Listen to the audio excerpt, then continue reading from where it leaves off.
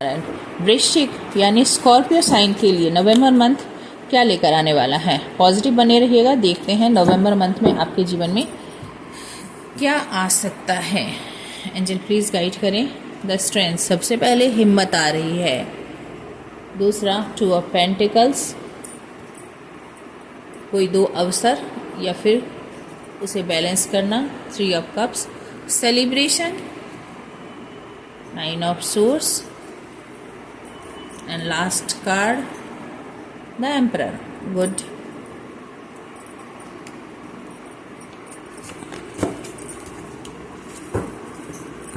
Bottom की energy है 5 of source.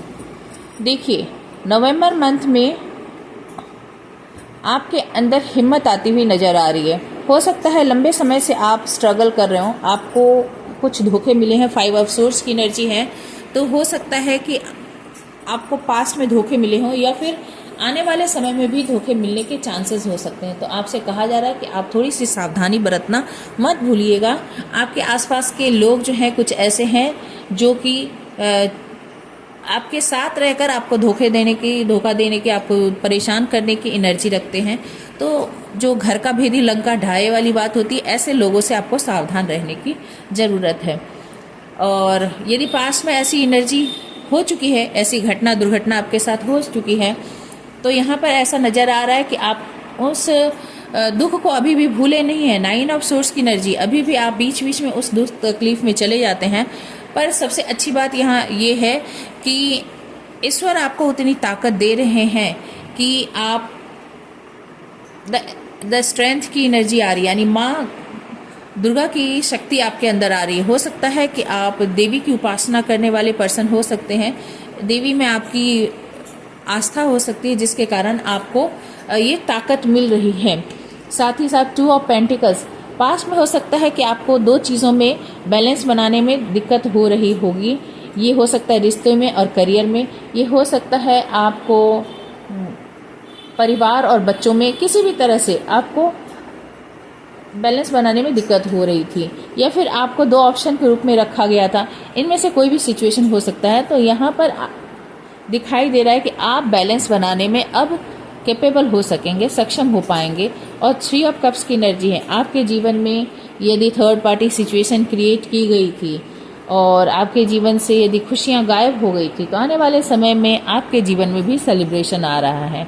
भले ही परिस्थिति कैसी भी क्यों न हो, आप उससे ओवरकम कर पाएंगे अपनी हिम्मत के बल पर, अपने मानसिक शक्ति के बल पर, अपने आत्मिक शक्ति के बल पर और अपने आध्यात्मिक यानी स्पिरिचुअल स्ट्रेंथ के बल पर भी और इमोशनल स्ट्रेंथ के बल पर भी आप सब कुछ बैलेंस कर पाएंगे। इतना आप बैलेंस कर लेंगे कि आप एक एम्परर की एनर्जी में आ पाएंगे।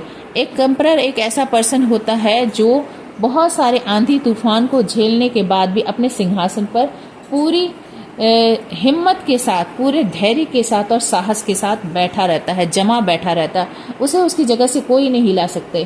क्योंकि राजा रामचंद्र जी को सिंहासन कब मिला? जब उन्होंने अपने जीवन के लगभग सारे कष्ट झेल लिए, तब जाके उन्हें सिंहासन मिला। तो जब तक वो भोले थे, जब तक वो मासूम थे, जब तक वो जीवन की तकलीफों को उन्होंने नहीं देखा था, तब तक उनसे वो सिंहासन छीन लिया गया। और जब उन्हें जीवन के सारे उथल पुथल उन्होंने देख लिए, उन्होंने सारे एक्सपीरियंस कर लिए, लोगों के सारे चेहरे, सारे रिश्तों को जब उन्होंने परख लिया, ठीक है, घर से लेकर बाहर तक, तब वो इतने योग्य हो गए कि वो सिंहासन को संभाल सके बेहतरीन ढंग से। तो आने वाले समय में आप सिंहासन के सही अधिकारी बनने के योग्य बन सकेंगे। ये यहाँ पर दिखाई दे रहा है।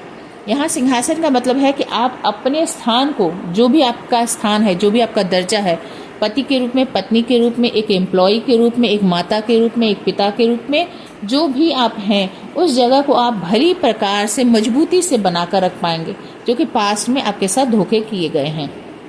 ठीक है, तो उम्मीद करती हूँ कि ये रीडिंग आपको अच्छी लगी होगी। अच्छी लगी हो तो प्लीज़ लाइक शेयर सब्सक्राइब करना मत भूलिएगा। और साथ ही साथ मैं दिसंबर मंथ के भी प्रेडिक्शन आप लोगों के लिए लेकर आऊँगी और 2026 के भी 2026 के प्रेडिक्शन भी लेकर आऊँगी। तब तक धैर्य बना के रखिएगा, खुश रहिएगा। Stay happy, stay blessed. Thank you for watching. God bless you.